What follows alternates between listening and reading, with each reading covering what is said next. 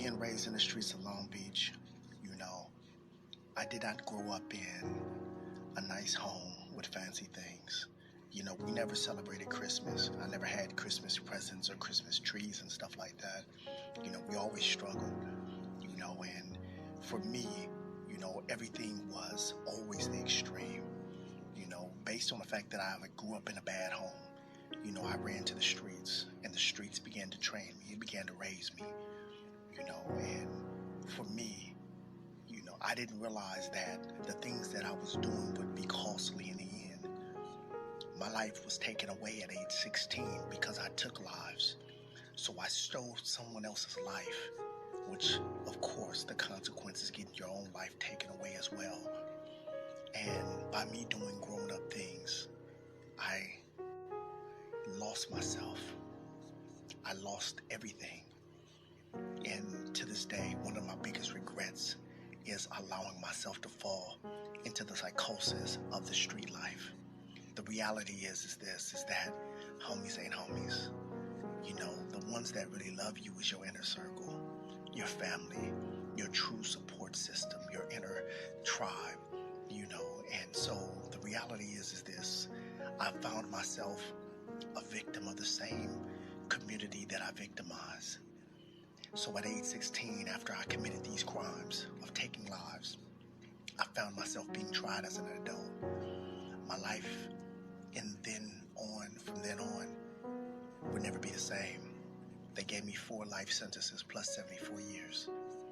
And in the process of that whole trying to take it all in, I lost myself even further into the madness.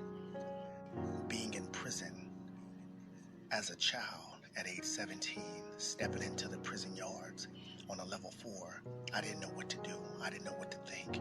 All I knew was survival. And so I became an individual who survived. By surviving, I became brutal. I became ruthless and barbaric. It wasn't until I was forced in a situation to spend 17 years in solitary confinement that I had to slow down. I was forced to slow down and self-reflect. By self-reflecting, I ended up developing a maturity, an insight on self, and began to repair and rebuild.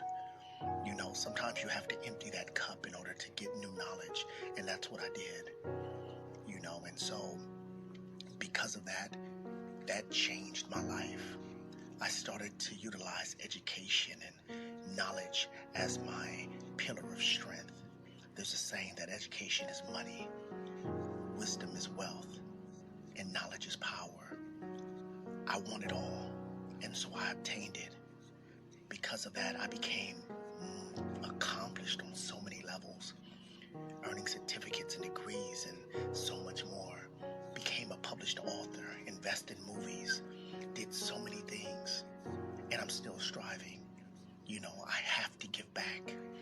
These days, that's where my mentality is at. That's where my focus is at, giving back. Because if you don't give back, who are you?